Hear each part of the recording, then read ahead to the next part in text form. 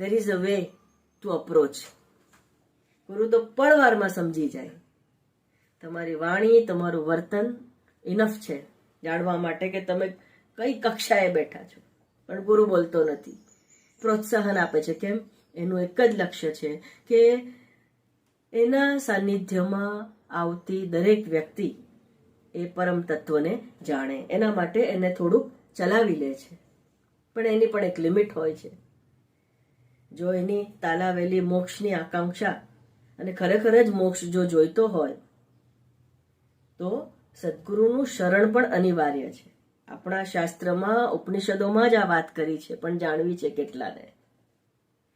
જીવતા શ્રોત્રિય બ્રહ્મનિષ્ઠ ગુરુઓ એમનેમ બેઠા છે. સંપર્ક ક્યાં કરે છે કોઈ?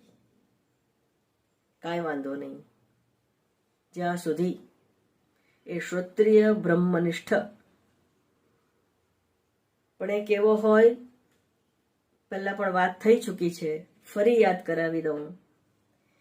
શ્રીમદ ભગવદ્ ગીતાના 2 અધ્યાયના સ્થિતપ્રજ્ઞના જેટલા લક્ષણ છે એ બધા 100% એ વ્યક્તિમાં till the end of the life permanent હોય એ જ શ્રોત્રિય બ્રહ્મનિષ્ઠ છે, બીજું કોઈ નહીં. તો એ તમારી અંદર બેઠેલા પેલો જે પરમાત્મા છે એને જણાવી શકે છે.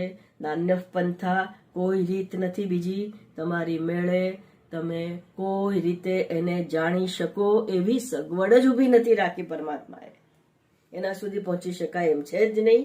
યતો વાચો નિવર્તન્તે અપ્રાપ્ય મનસા સહ. વાણી, મન, બુદ્ધિ જ્યાં પહોંચી જ નથી શકતા, જ્યાં જઈને પાછા ફરી જાય છે ત્યાં સુધી જઈ નથી શકતા એવા પરમાત્માને જીવતો જ્ઞાની પહોંચેલો જ પહોંચાડી શકે. અસ્તુ.